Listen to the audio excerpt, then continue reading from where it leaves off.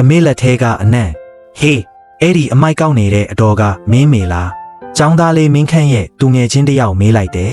လမ်းဘေးအမိုက်ပုံကြီးနားမှာအနံ့ဆိုးတွေကြားတဲ့လက်အိတ်ဟောင်းလေးဝတ်ပြီးပလတ်စတစ်ဖူးတွေလိုက်ကောက်နေတဲ့အမျိုးသမီးတယောက်အဲ့ဒါမင်းခန့်ရဲ့အမေပါ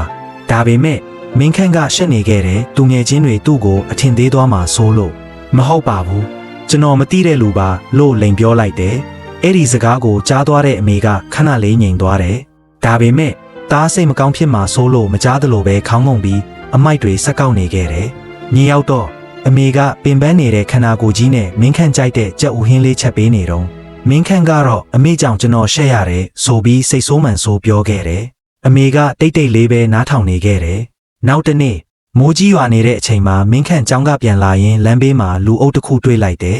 အနားသွားကြည့်လိုက်တော့မင်းအမိုက်ကားနားမှာမူးလဲနေခဲ့တယ်လက်ထဲမှာတော့ရေဆိုနေတဲ့စာအုပ်အသစ်လေးတစ်အုပ်ကိုတင်းတင်းလေးဖတ်ထားတယ်ဒီစာအုပ်ကတားလို့ချင်တဲ့ဟာလို့ပြောနေတာအနားကလူတစ်ယောက်ပြောလိုက်တယ်ဒီနေ့လုံးအမိုက်ကောက်ပြီးဝယ်ထားတာအဲ့ဒီအချိန်မှာပဲမင်းခန့်ရင်တဲ့တခုခုကျိုးပဲ့သွားသလိုခံစားလိုက်ရတယ်သူအခုမှနားလည်သွားခဲ့တယ်အနံ့ဆိုးတဲ့အမိုက်ပုံတွေကြားမှာအမေရှာခဲ့တာကသူ့သားရဲ့အနာဂတ်ပါကျန်းတဲ့နေတဲ့လက်တွေကအမိုက်ကောက်ဖို့မဟုတ်ဘူးမင်းခန့်ဘဝလာပဖို့နာကျင်ခံထားတဲ့လက်တွေပါဆေးရုံထဲမှာမင်းခန့်အမေလက်ကိုကင်ပြီးငိုရင်းပြောလိုက်တယ်အမေတားမားသွားတယ်အမေကိုရှက်ခဲ့မိတာဒါအကြီးဆုံးအမှားပဲအမေကမျက်ရည်လေးနဲ့ပြုံးလိုက်တယ်